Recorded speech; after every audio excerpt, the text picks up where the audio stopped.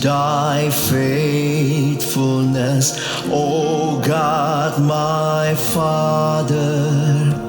There is no shadow of turning with thee. Thou changest not, thy compassions, they fail not. As thou hast been, thou forever will be. Great is thy faithfulness, great is thy faithfulness. Morning by morning, new mercies I see. All I have needed, thy hand hath provided. Great is thy faithfulness, Lord, unto me.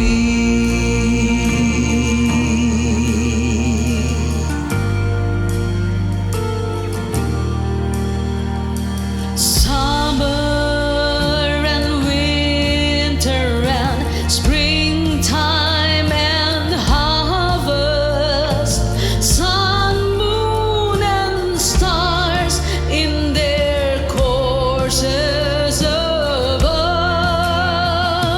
Join we all nature in manifold witness to thy great faithfulness, mercy, and love.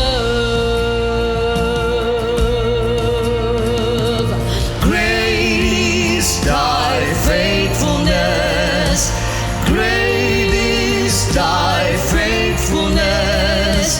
Morning by morning, new mercies I see. All I have needed, thy hand hath provided. Great is thy faithfulness, Lord, unto me.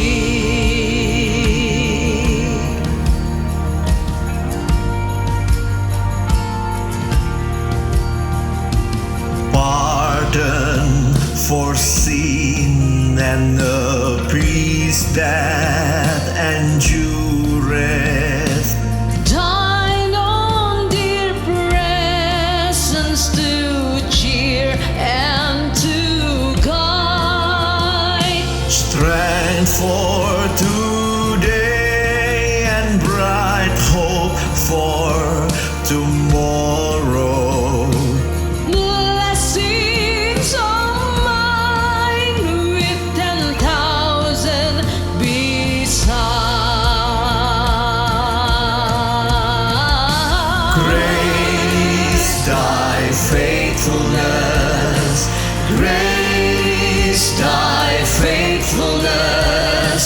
Morning by morning, new mercies I see.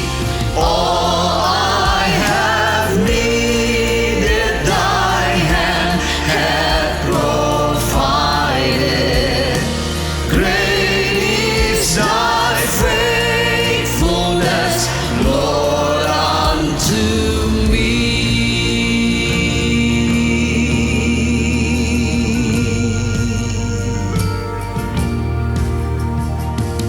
Great is thy faithfulness, O God my Father. There is no shadow of turning with thee. Thou changest not, thy compassion, they fail not. As thou hast been, thou forever will be.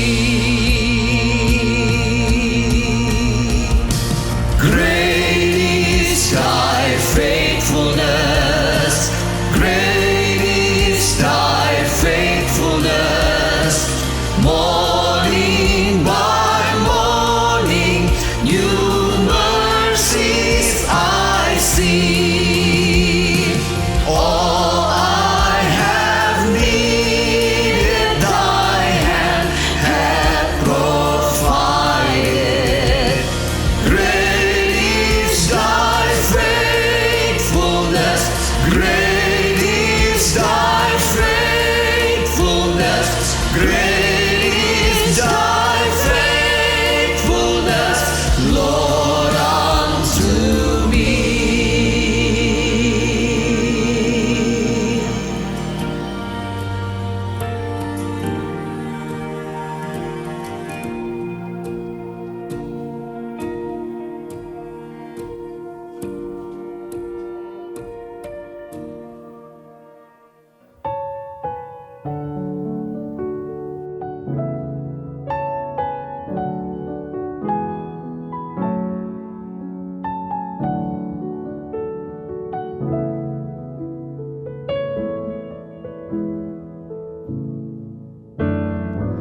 There may be storms that won't move out the way, and trials will come to only test my faith.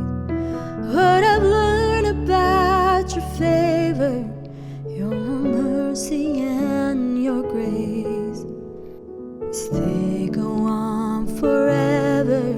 They're sufficient for today. When I'm worried about tomorrow, I won't be overwhelmed. And the burdens that I've carried, I will choose to lay them down. 'Cause what I've learned about your favor, your mercy and your grace, they go on forever. They're sufficient for today. Hallelujah, hallelujah,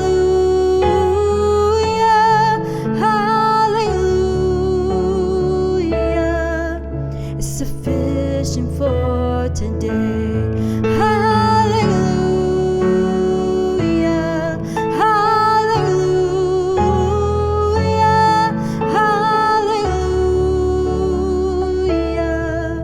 Sufficient for today. In the joy and in the sorrow, I find you just the same.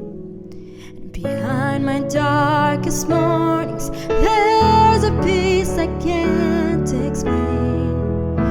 I'm so grateful for your favor, your mercy and your grace.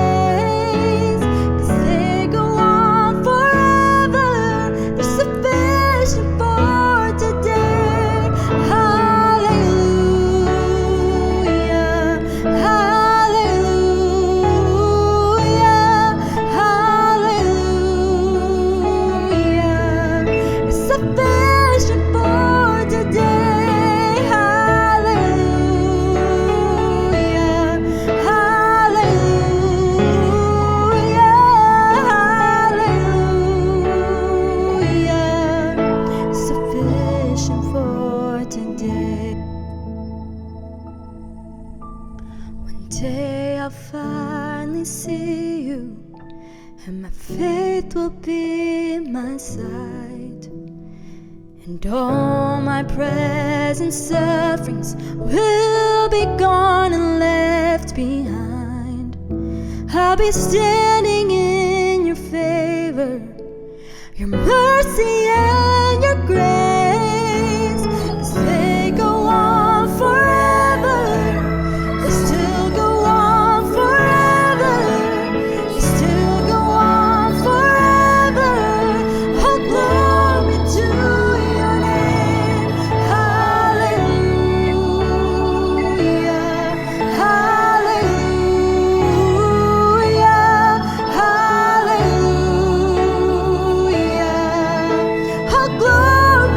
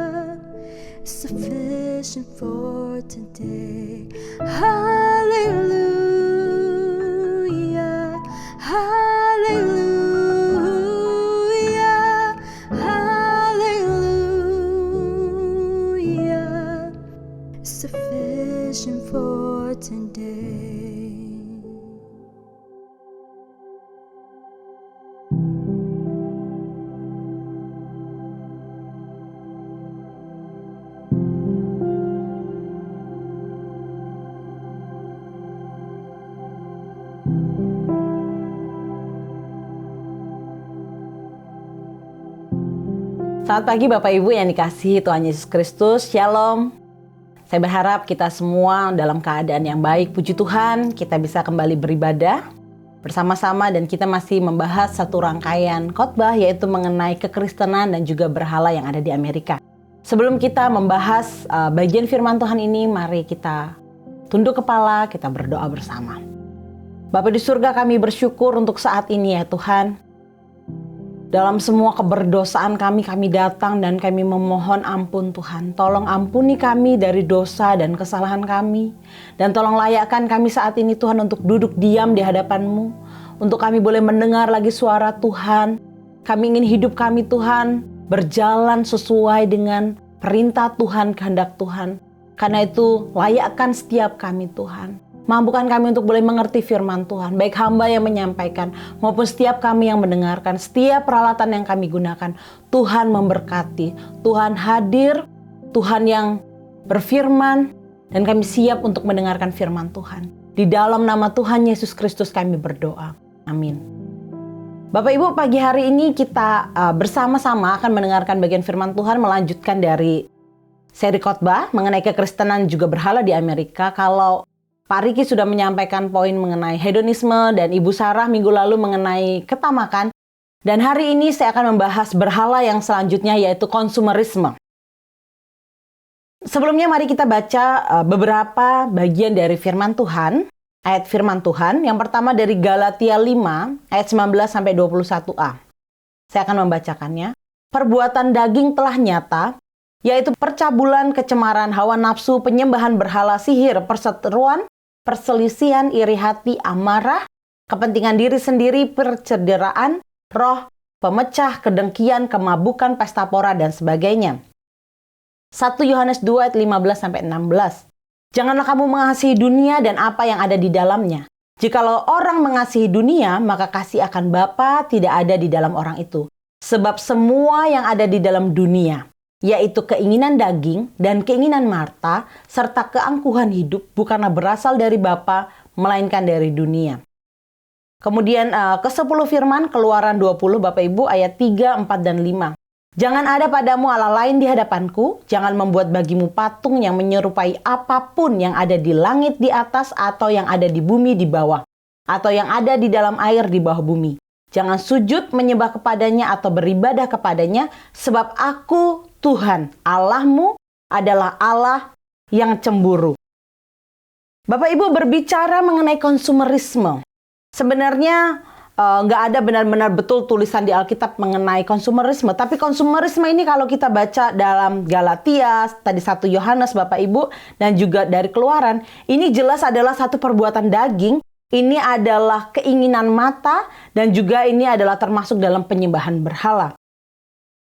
Di dunia ini Bapak Ibu, ada istilahnya yaitu buy nothing day. Atau dalam bahasa Indonesianya lah hari tanpa belanja. Bisakah Anda melalui satu hari aja tanpa membeli apapun? Kelihatannya aneh Bapak Ibu, tapi ada buy nothing day ini hari yang diperingati hari Jumat setelah perayaan Thanksgiving. Saya juga ketika persiapan khotbah ini baru tahu bahwa ada hari ini gitu loh, buy nothing day. Selama ini yang ada kan setelah Thanksgiving adalah Black Friday gitu ya. Tapi ternyata ada buy nothing day. Gerakan apa Bapak Ibu?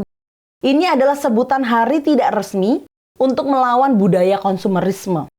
Jadi hari tanpa belanja ini pertama kali dicetuskan oleh seorang seniman yang bernama Ted Dave yang kemudian dipromosikan oleh satu majalah di Kanada tahun 1993. Dan orang-orang yang merayakan hari tersebut tidak melakukan transaksi belanja selama 24 jam penuh. Dan mereka berkampanye untuk menyerukan bahaya dari konsumerisme kepada publik. Dan mengajak mereka untuk berpartisipasi. Dan kini Bapak Ibu, hari tanpa belanja ini sudah dirayakan secara internasional di lebih dari 30 negara. Wah, saya juga baru tahu. Selama ini saya tahu Black Friday ya kan. Setelah Thanksgiving ya saatnya belanja itu Black Friday. Nah memang di Amerika ini sendiri ada buy nothing day, tapi yang lebih populer sebenarnya adalah Black Friday, di mana itu ternyata adalah hari tersibuk di Amerika ini untuk belanja Bapak Ibu. Kenapa? Karena pada saat Black Friday itu bahkan hari-hari sebelumnya sudah banyak diskon, sale atau potongan harga promosi, di banyak toko menawarkan banyak promosi barang-barang sehingga banyak masyarakat di Amerika sini Black Friday adalah hari untuk apa? Belanja. Bahkan mereka rela ngantri dari subuh Bapak Ibu untuk bisa belanja. Bahkan sekarang sudah dipermudah lagi dengan apa? Bisa online gitu ya. Jadi orang semakin lagi belanja karena ya barangnya murah, kemudian caranya juga dipercepat. Begitu mengerikannya konsumerisme ini Bapak Ibu sampai ada gerakan Buy Nothing Day ini. Tentu Bapak Ibu, kenapa konsumerisme disebut sebagai berhala? Karena jelas konsumerisme adalah sesuatu yang punya dampak yang buruk, bukan sesuatu yang baik Bapak Ibu. Ini adalah salah satu penyembahan berhala modern saat ini. Nah, di Amerika sendiri Bapak Ibu berbicara mengenai konsumerisme, ada 10 hari di mana hari tersibuk menurut survei, hari tersibuk sepanjang tahun di Amerika untuk belanja. Di tahun 2022 Bapak Ibu, ada Black Friday, ada Friday before Christmas, ada Boxing Day, ada Super Saturday, ada Saturday after Black Friday, ada Second Saturday in December, Thursday before Christmas, dan sebagainya Bapak Ibu. Ada paling nggak 10. Wow. Betapa Amerika suka sekali yang namanya belanja. Setelah dipikir-pikir, kenapa ya Bapak Ibu kok Amerika tuh termasuk orang yang konsumtif, termasuk orang yang tingkat konsumerismenya tinggi. Karena pertama, barang-barang itu ada banyak Bapak Ibu, ada banyak barang-barang, kemudian ada banyak promosi-promosi dan sale.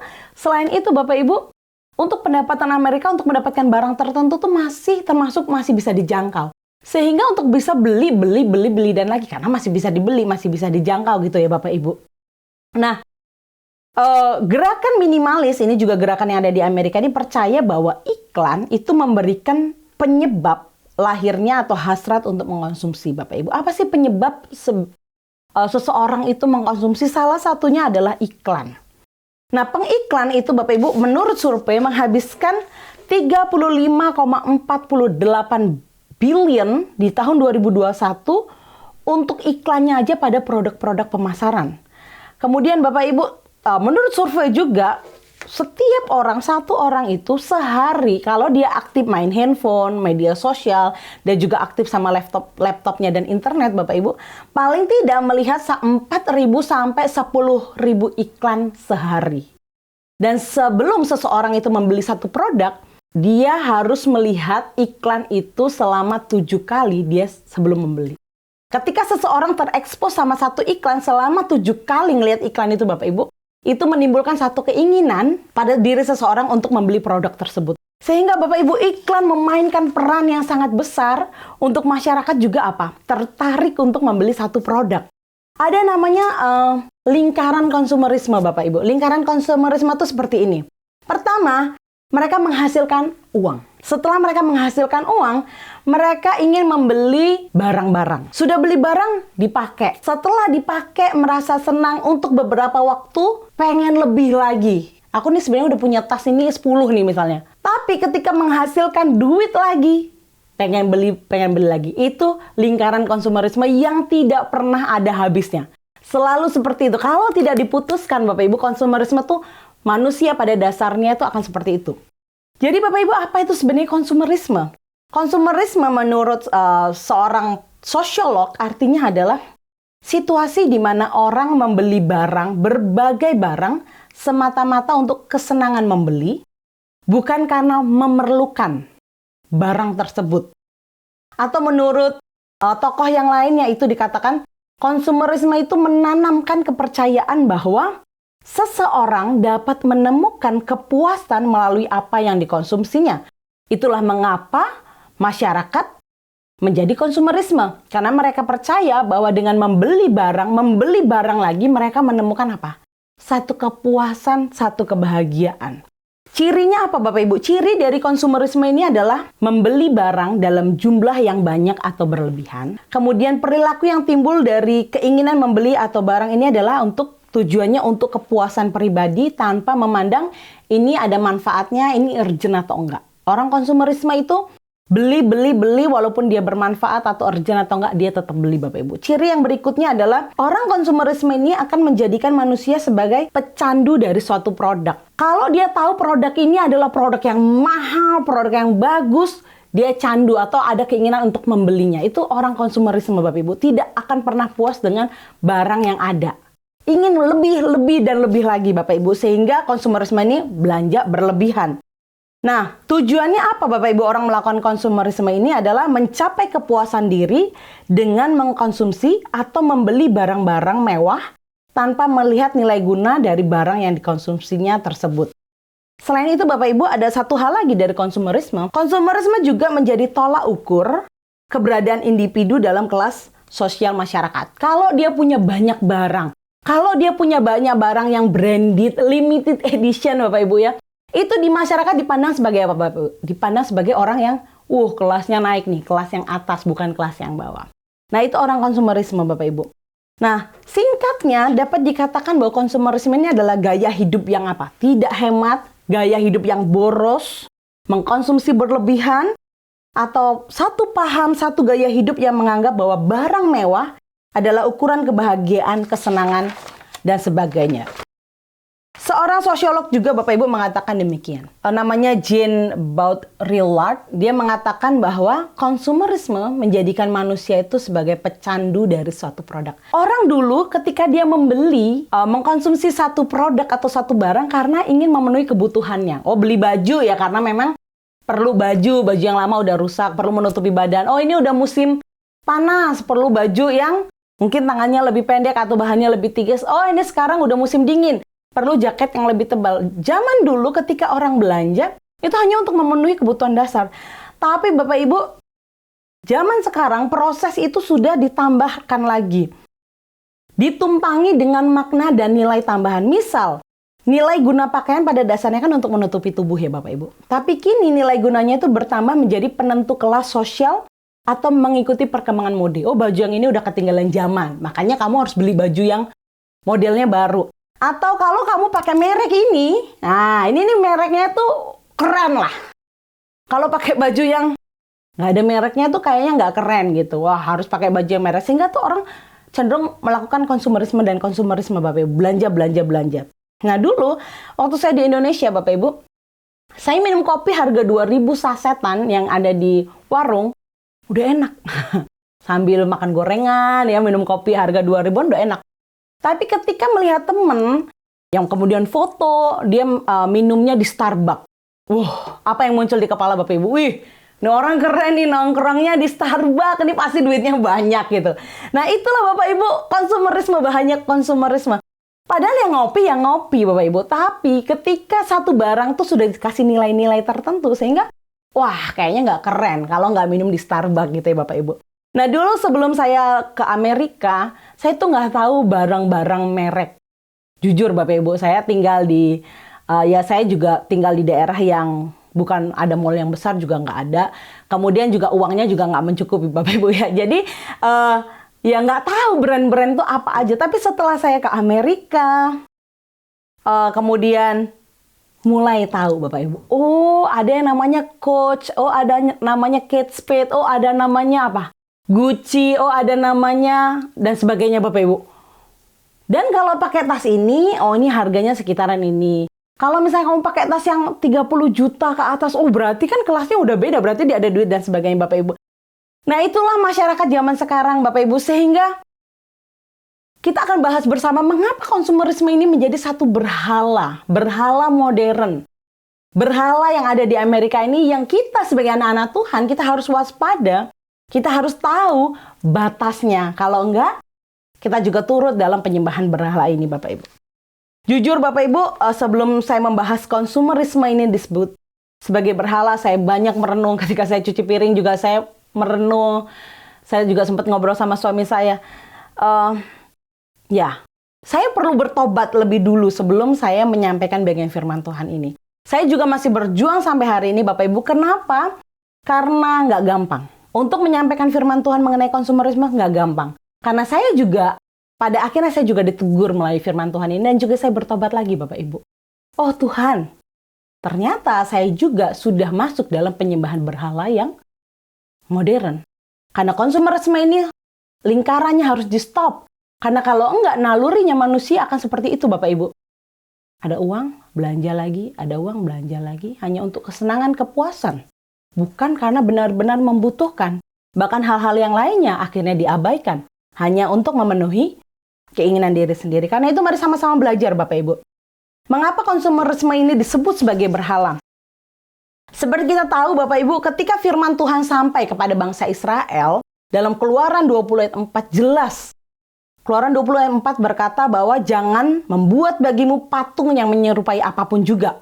Tapi Bapak Ibu, zaman itu memang bangsa Israel diperhadapkan dengan banyak bangsa-bangsa di sekitarnya yang membuat patung-patung berhala, sehingga firman Tuhan ini sangat relevan. Bagaimana dengan sekarang Bapak Ibu? Apakah firman itu juga masih relevan? Nah, hebatnya Bapak Ibu, semakin maju zaman, iblis pun semakin hebat. Wah, dia bikin taktiknya hebat. Wah, kayaknya nggak mau lagi nih orang modern menyembah patung. Nggak masuk akal lagi nih kalau mereka harus menyimpan jimat.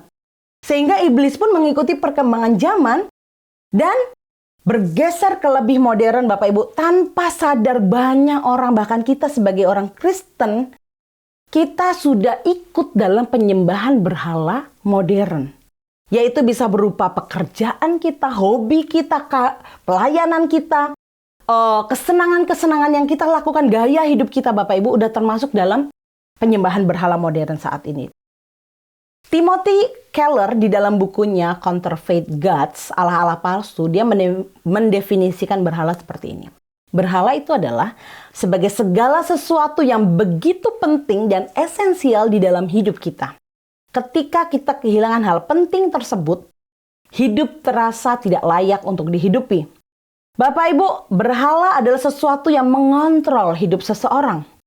Sampai semua hal hanya terfokus pada hal tersebut. Berhala modern ini Bapak Ibu ada pada apa atau siapa kita meletakkan seluruh hidup kita ini. Hal ini menunjukkan siapa Allah yang sebenarnya di dalam hidup kita. Jadi berhala modern ini Bapak Ibu, apa yang begitu penting dan esensial dalam hidup kita. Kalau kita punya uang Bapak Ibu, hal apa yang pertama bagi kita yang esensial? Nambahin tas kita, nambahin jam kita, nambahin apa Bapak Ibu? Yang menyenangkan hati kita? Atau kita memilih, wah ada berkat lebih. Tuhan mau saya apakan? Keinginan Tuhan apa keinginan saya? Itu sudah termasuk berhala Bapak Ibu ketika yang esensial di dalam hidup kita adalah apa Bapak Ibu? Diri kita sendiri, kesenangan kita, kebutuhan kita. Kenapa konsumerisme disebut berhala? Paling nggak ada beberapa hal Bapak Ibu. Yang pertama yaitu ketika kita mengasihi sesuatu lebih daripada Tuhan Yesus, kita sedang menggantikan sesuatu yang paling berharga di dalam hidup kita dengan segala sesuatu yang nilainya lebih rendah.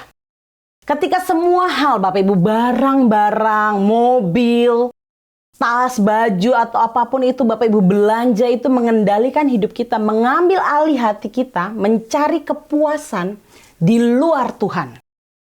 Kesenangan kita di luar Tuhan. Itu sudah termasuk apa Bapak Ibu? Menduakan Tuhan. Bukan Tuhan lagi yang memerintah. Bukan Tuhan lagi yang memuaskan. Tetapi nafsu kita, keinginan kita untuk selalu belanja, untuk selalu konsum itu yang selalu kita utamakan. Konsumerisme adalah perilaku berhala jelas. Karena ujung-ujungnya untuk kemuliaan dan kepuasan diri sendiri. Ketika pakai brand tertentu, kita dipuji. Kita mendapatkan pujian, kita mendapatkan apa Bapak Ibu? Sanjungan. Ujung-ujungnya kemuliaan kita, bukan? Kemudian kepuasan diri kita sendiri, kita yang puas. Apakah Tuhan senang? Apakah Tuhan puas? Tidak. Maka itu konsumerisme termasuk dalam perilaku berhala Bapak Ibu. Baru-baru ini saya nonton Hoarder yang ada di Netflix Bapak Ibu. Ini saya suka nonton dokumenter. Hoarder ini sebenarnya dia sudah termasuk salah satu penyakit mental ya. Dia menyimpan banyak barang. Tapi sebenarnya awalnya tuh dia belum sampai hoarder Bapak Ibu. Perilaku yang pertama apa? Dia konsumtif Bapak Ibu. Dia beli-beli barang. Ada satu itu namanya Eric dalam episode yang pertama dia katakan kenapa dia beli banyak barang. Awalnya ketika istrinya meninggal, dia merasa begitu kehilangan dan untuk mengisi kekosongan yang hilang dalam diri dia belanja. Oh ternyata nggak puas. Belanja lagi. Ternyata nggak puas. Belanja lagi sampai dia jadi hoarder. Rumahnya penuh dengan banyak barang. Sampai Mau masuk aja susah Bapak Ibu, itu hoarder. Sehingga Bapak Ibu hati-hati karena konsumerisme ketika ada yang kosong, kita ingin memuaskan. Kita larinya kepada belanja. Itu sudah berhala. Yang kedua Bapak Ibu, kalau bangsa Israel membangun kuil-kuil ilah palsu, membangun patung-patung untuk penyembahan berhala, sebenarnya kita yang terjerat dengan konsumerisme ini sebenarnya melakukan hal yang sama. Bukankah Bapak Ibu, coba kita renungkan Bapak Ibu, bukankah kita telah menjadikan tempat belanja atau mall sebagai tempat ibadah kita yang sekuler? Kita perlu jujur bahwa seringkali jiwa kita tuh lebih terpuaskan. Seneng Bapak Ibu dapat diskon yang banyak. Ini tadi aku beli diskonnya banyak. Seneng Bapak Ibu. Ketika kita berada di mall daripada di gereja. Kita menghabiskan lebih banyak waktu di mall. Berapa jam Bapak Ibu? Apakah di mall cuma 30 menit Bapak Ibu habis itu pulang? Berapa lama Bapak Ibu yang dihabiskan di mall? Kita menghabiskan lebih banyak waktu di mall dibandingkan ibadah di gereja. Ibadah di gereja kita 1 jam. Lebih banyak di mall Bapak Ibu ya. Kita boleh mengaku diri Kristen dan rajin datang ke gereja, tapi ironisnya Bapak Ibu kita lebih menikmati momen-momen kusuk-kusuk di tempat berbelanja. Kalau beli barang tuh Bapak Ibu serius. Aduh, warnanya, bajunya cocok nggak ya? Aduh, beli tas, aduh cocok nggak ya? Lebih kusuk Bapak Ibu, lebih serius gitu. Dibandingkan duduk diam mendengarkan firman Tuhan. Sejam kemudian tadi firman Tuhannya tentang apa? Nggak tahu. Tapi kalau habis belanja cerita, tadi aku pilih baju gini, harganya sekian, jadi diskon sekian. Bapak Ibu, saya juga ketika menyiapkan bagian firman Tuhan seperti yang disebutkan, saya juga bertobat Bapak Ibu. Tuhan, jangan-jangan tempat belanja online ataupun tempat belanja mall lebih menyenangkan hati saya. Saya lebih kusuk dibandingkan saya berada di rumah Tuhan. Kita tidak sungguh-sungguh menikmati hadirat Tuhan di dalam setiap liturgi yang ada. Lebih buruknya lagi Bapak Ibu apa? Mengenai belanja. Ketika mau kasih 10% untuk Tuhan, aduh bergumul Tuhan, kok kayaknya banyak gitu. Atau kita mau kasih teman kita yang tahu, teman kita susah, kita mau kasih mungkin berapa ratus ribu. Aduh, kok kayaknya susah. Tapi ketika kita belanja Bapak Ibu, kita beli baju, kita makan, kita beli gadget, kita sebagainya, kita berapa banyak duit yang kita keluar. Kayaknya nggak sayang kalau untuk diri sendiri ya Bapak Ibu. Sehingga penyembahan berhala tidak hanya dialami oleh bangsa Israel perjanjian lama, tapi sampai sekarang pun kita jatuh di dalam dosa yang sama. Karena itu menjadi renungan buat saya dan juga mungkin buat Bapak Ibu semuanya. Yang ketiga Bapak Ibu, kenapa konsumerisme disebut berhala? Yaitu dalam Kolose 3 ayat 5 kita baca sama-sama. Karena itu matikanlah dalam dirimu segala sesuatu yang duniawi, yaitu percabulan, kenajisan, hawa nafsu, nafsu jahat, dan juga keserakahan yang sama dengan penyembahan berhala. Ini yang sudah dibacakan minggu lalu oleh Ibu Sarah, Bapak Ibu. Ketika kita belanja, Bapak Ibu, kenapa konsumerisme disebut berhala? Karena ini berkaitan dengan harta atau uang. Ketika kita berbelanja, mengkonsum sesuatu, Bapak Ibu ya, perlu uang kan ya Bapak Ibu? Nah, konsumerisme ini kan belanja berlebihan. Artinya dia perlu uang lebih banyak. Sehingga membuat orang itu apa? Mencari uang dan pada akhirnya terjebak kepada cinta uang. Mau belanja, aduh tas itu tuh tas idamanku, harganya sekian ribu dolar. Sehingga bekerja keras untuk mencapai yang diinginkan ini Bapak Ibu. Akhirnya orang terjebak kepada cinta uang. 1 Timotius 6 ayat 10 mengatakan, bukanlah uangnya yang menjadi akar kejahatan. Uang nggak salah Bapak Ibu. Tapi 1 Timotius 6 ayat 10 berkata, akar segala kejahatan apa? Cinta akan uang. Jadi bukan uangnya tapi cinta akan uangnya. Jadi secara tidak sadar Bapak Ibu mereka mengatakan, aku merasa lebih senang. Karena aku punya uang banyak daripada aku punya Tuhan Yesus. Hidupku merasa lebih aman. Aku merasa lebih aman karena aku punya uang lebih banyak dibandingkan aku punya Yesus. Ini sudah termasuk menggantikan posisi Yesus dengan hal-hal yang sementara di dunia ini, yaitu uang Bapak Ibu. Karena itu Bapak Ibu, jangan biarkan uang atau barang mengambil hati kita. Alih-alih Bapak Ibu, ambillah hati kita dan berikan kepada Tuhan yang tepat. Karena itu bagaimana Bapak Ibu kita menghadapi konsumerisme ini? Yang pertama, bagaimana kita menghadapi konsumerisme yaitu periksa hati kita. Markus 7 ayat 21-22 berkata demikian. Sebab dari dalam hati orang timbul segala pikiran jahat, percabulan, pencurian, pembunuhan, perzinahan, keserakahan, kejahatan, kelicikan, hawa nafsu, iri hati, hujat, kesombongan, kebebalan. Bapak Ibu, dari konsumerisme orang bisa menjadi sombong. Kenapa? Karena orang konsumerisme itu cinta kepada satu produk tertentu. Dia menganggap bahwa barang-barang mewah itu sebagai tolak ukur kepuasannya juga. Membuat orang bisa menjadi sombong. Karena itu Bapak Ibu, yang pertama yaitu periksa hati kita. Dalam Mazmur dikatakan, Mazmur 139 ayat 23, selidikilah aku ya Allah, dan kenalah hatiku, ujilah aku dan kenalah pikiran-pikiranku. Duduk diam Bapak Ibu, kita periksa hati kita. Tuhan, selidiki aku. Lihat hatiku, lihat pikiranku Tuhan. Apakah sekarang ini pikiranku, hatiku adalah berfokus untuk menyenangkan diriku, atau aku berfokus untuk menyenangkan Tuhan? Ketika ada berkat yang Tuhan berikan, apakah aku berfokus, hatiku, pikiranku berfokus kepada Tuhan untuk memuliakan Tuhan, atau aku sedang memuliakan diriku sendiri dan memuaskan diriku sendiri? Kalau seseorang itu Bapak Ibu telah memiliki dan menemukan kepuasan, misalnya konsumerisme ini kan mencari kepuasan dengan berbelanja. Kalau seseorang ini sudah memiliki dan menemukan kepuasan, maka sebenarnya konsumerisme ini tidak bertahan lama dan tidak terus mengalami perkembangan, bukan? Akan stop, wah udah puas nih ketika belanja. Tapi ternyata enggak Bapak Ibu. Pemikiran dan cara yang dibawa atau yang dilakukan melalui konsumerisme ini memperlihatkan bahwa konsumerisme tidak membawa orang untuk memenuhi kebutuhan yang sesungguhnya. Ada yang hilang Bapak Ibu. Karena itu melalui film dokumenter berjudul Merchants of Cool, Wilkins and Sanford, dia berkata demikian.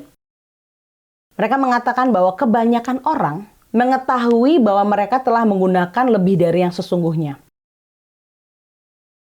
Dari yang sesungguhnya mereka butuhkan. Namun meskipun sudah mengetahuinya, mereka tetap melakukannya.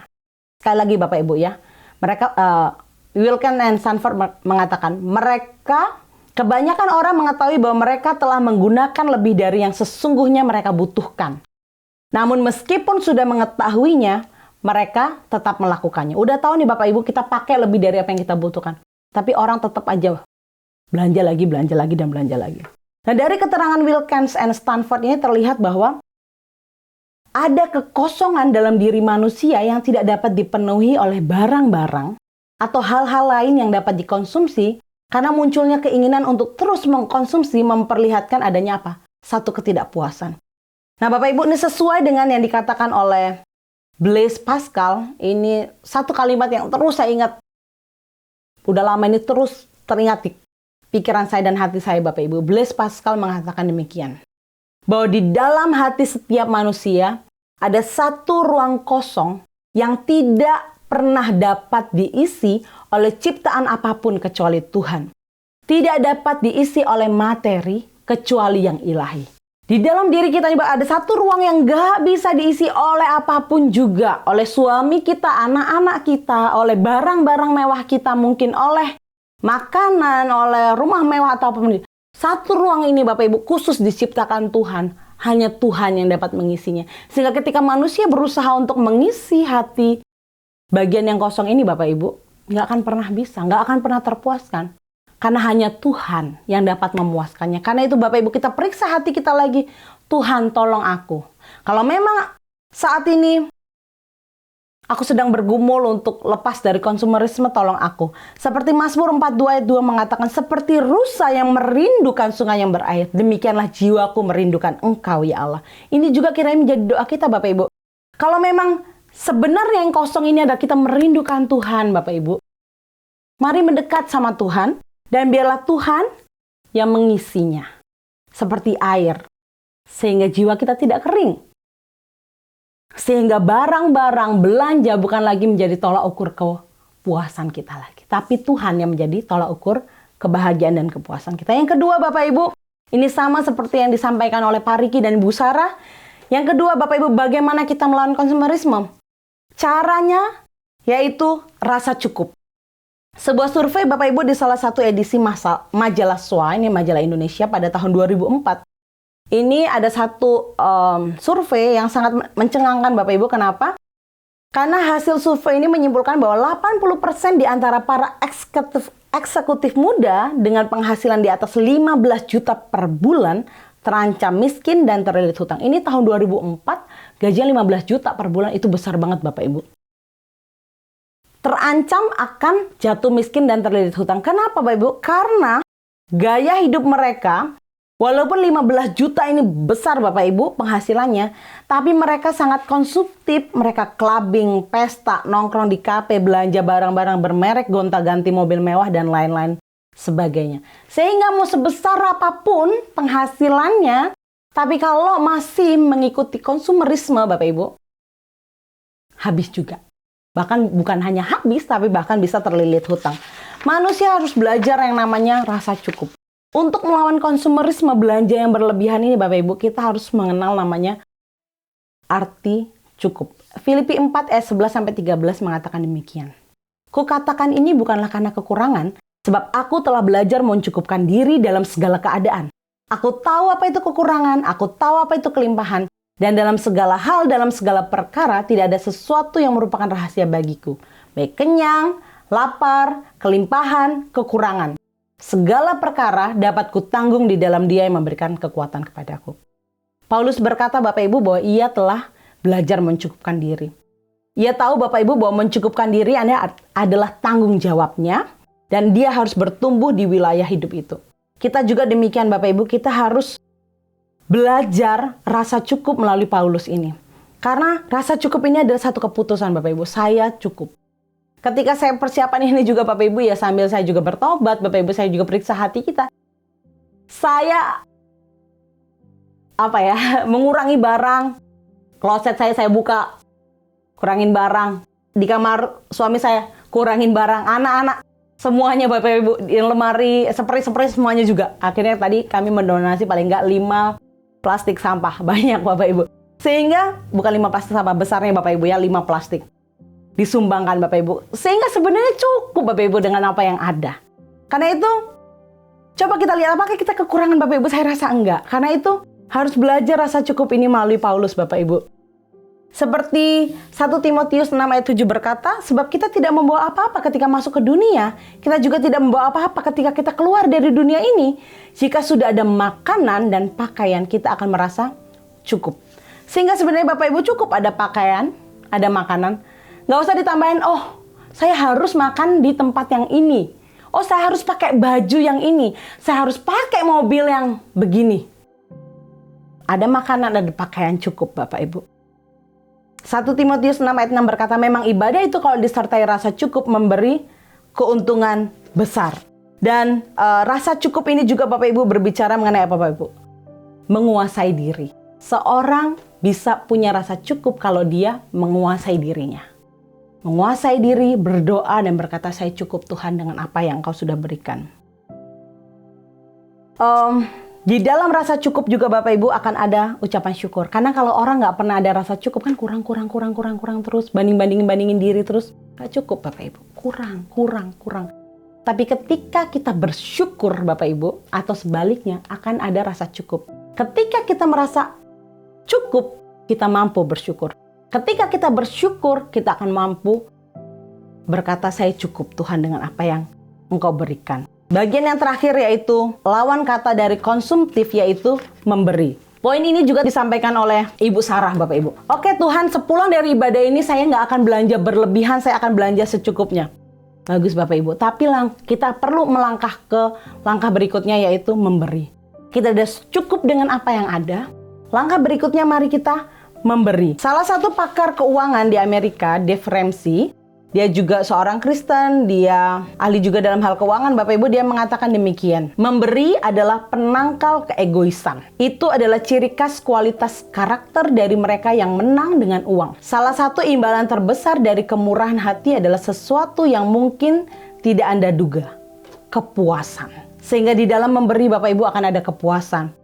Memang kayaknya Bapak Ibu ketika kita memberi, kok kayaknya habis ya duitnya atau berkurang ya. Tapi sebenarnya Bapak Ibu ada sesuatu yang balik kepada kita yang lebih besar, yaitu sukacita. Maka Yesus berkata tidak salah Bapak Ibu, lebih baik kita memberi daripada kita menerima. Atau dalam bagian firman Tuhan Amsal 11 ayat 24-25. Ada yang menyebar harta tetapi bertambah kaya, ada yang menghemat secara luar biasa, namun selalu berkekurangan. Siapa memberi kepada orang miskin tak akan berkekurangan, tetapi orang yang menutup matanya akan sangat dikutuki. Ibrani berkata, janganlah kamu lupa berbuat baik dan memberi bantuan, sebab korban-korban yang demikian yang berkenan kepada Allah. Bapak Ibu, di Big Think website pada tahun 2008, Norton dan rekan-rekannya melakukan penelitian di mana mereka memberikan 5 dan 20 dolar kepada orang-orang. Mereka kasih instruksi, kamu boleh pakai uangnya sendiri atau kamu boleh kasih orang lain. Sore hari para peneliti datang dan mewawancarai. Ternyata orang-orang yang memberikan uangnya kepada orang lain, mereka lebih bahagia sepanjang hari. Bapak Ibu, jelas ketika belanja itu kan senang Bapak Ibu, tapi bertahan berapa lama Bapak Ibu? Kita tanya diri sendiri. Tapi ketika memberikan kepada orang lain, itu ternyata dampaknya luar biasa. Tidak hanya bahagia Bapak Ibu, tapi secara kesehatan juga berdampak hebat. Orang yang lanjut usia, di sini orang-orang yang sudah pensiun, orang yang udah lanjut usia kan rata-rata kebanyakan menjadi sukarelawan Bapak Ibu ya. Orang yang menjadi sukarelawan memiliki kemungkinan 44% lebih kecil untuk meninggal selama periode 5 tahun dibandingkan mereka yang tidak. Selain itu Bapak Ibu, memberi juga membuat perasaan senang, bahagia. Kenapa? Karena ketika memberi, itu mereka melepaskan bahan kimia saraf yang seperti oksitosin dan endorfin. Nah, ini atau disebut sebagai the helper's high. Hal inilah membuat mereka tuh bahagia, senang. Selain itu, memberi juga dapat mengurangi depresi. Kenapa? Karena ketika mereka memberi, mereka tidak berfokus kepada kebutuhan sendiri masalahnya, tapi mereka berfokus kepada kebutuhan orang lain, memberi Bapak Ibu. Sehingga ini mengurangi depresi. Bahkan Bapak Ibu, sebuah studi tahun 2013 menemukan hubungan positif antara memberi dan kebahagiaan di 120 dari 136 negara. Setelah mengontrol pendapatan dan variabel lainnya. Sehingga Bapak Ibu, Yesus berkata, walaupun seorang berlimpah-limpah hartanya, hidupnya tidaklah tergantung daripada kekayaannya itu. Karena itu Bapak Ibu, untuk melawan konsumerisme ada 3. Periksa hati kita. Kalau memang konsumerisme itu kita lakukan, kita datang kepada Tuhan, kita mohon ampun, kita bertobat. Yang kedua Bapak Ibu, kita harus belajar yang namanya rasa cukup di hadapan Tuhan. Dan yang ketiga, nggak hanya 2 langkah ini selesai Bapak Ibu. Langkah berikutnya, mari kita memberi. Firman Tuhan tidak pernah salah, memberi lebih berbahagia. Kebahagiaan kita juga kesehatan kita secara survei tadi sudah dilakukan penelitian. Mari kita lawan budaya yang ada ini Bapak Ibu. Hedonisme, ketamakan dan juga konsumerisme ini. Dengan mendekat kepada Tuhan, karena hanya dengan kekuatan Tuhan seperti Paulus berkata. Hanya dengan kekuatan Tuhan kita mampu lepas dari berhala ini. Mari kita bersatu di dalam doa. Tuhan Yesus, kami bersyukur untuk firman Tuhan yang kami boleh dengar saat ini. Engkau tahu hati kami Tuhan. Engkau tahu kebiasaan yang sudah kami lakukan selama ini Tuhan. Dan kami katakan kami mau bertobat, kami mau berhenti. Kami mau melakukan bukan apa yang menyenangkan hati kami, memuaskan diri kami. Tapi kami mau hidup, melakukan, menyenangkan Tuhan. Dan ketika berkat Tuhan itu bertambah dalam hidup kami Tuhan, mampukan kami agar kami lepas dari berhala konsumerisme ini, tetapi kami berfokus Tuhan, harta kami, berkat Tuhan, tidak hanya diri kami Tuhan, tapi lebih dari itu kami juga mau berbagi dan memberikan kepada orang-orang yang lebih membutuhkan. Terima kasih Tuhan untuk seri khotbah bulan ini. Tolong kami lagi Tuhan tiap-tiap hari menjadi pribadi yang makin hari makin berkenan di hadapan Tuhan.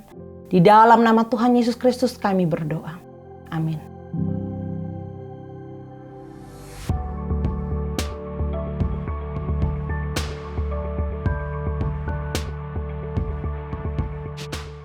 Baik Bapak Ibu, doa saya kita semua diberkati lagi oleh kebenaran firman Tuhan hari ini yang disampaikan oleh Ibu Fitri Muaya sebagai kelanjutan dari seri khotbah kita selama bulan April ini, yaitu kekristenan melawan atau versus berhala-berhala di Amerika. Ada beberapa pengumuman Bapak Ibu bisa lihat di screen. Jemaat yang kekasih, tundukkanlah kepalamu, arahkanlah hatimu kepada Tuhan, dan terimalah berkat Tuhan. Anugerah keselamatan dari Tuhan Yesus Kristus, kasih sayang yang tidak berkesudahan dari Allah Bapa, serta penyertaan dari Roh-Nya yang Kudus kiranya menyertai engkau sekalian mulai hari ini sampai Maranatha Tuhan Yesus datang kembali. Haleluya. Amin. Great is thy faithfulness. faithfulness, O God my Father. There is no shadow of turning with thee. Thou changest not, thy compassions, they fail not. As thou hast been, thou forever will be. Great is thy faithfulness, great is thy faithfulness. Morning by morning, new mercies I see. All I have needed, thy hand hath provided. Great is thy faithfulness, Lord, unto me.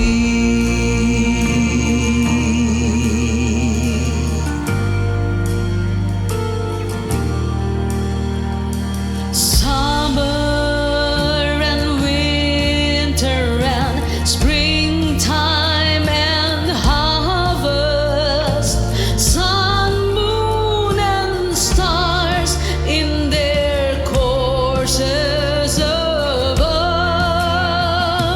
join with all nature in manifold witness to thy great faithfulness, mercy, and love.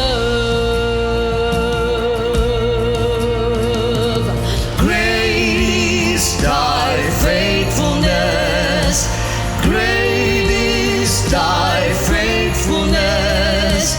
Morning by morning, new mercies I see. All I have needed, thy hand hath provided. Great is thy faithfulness, Lord, unto me.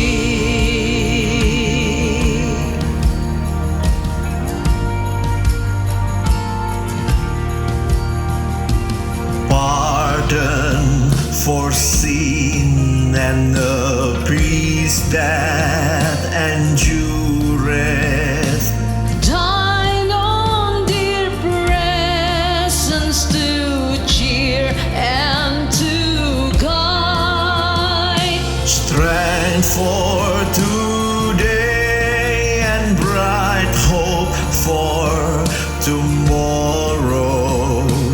Blessings of mine with 10,000 beside. Great is thy faithfulness, great is thy faithfulness. Morning by morning, new mercies I see. All I have needed, thy hand hath provided. Great is thy faithfulness, Lord, unto me.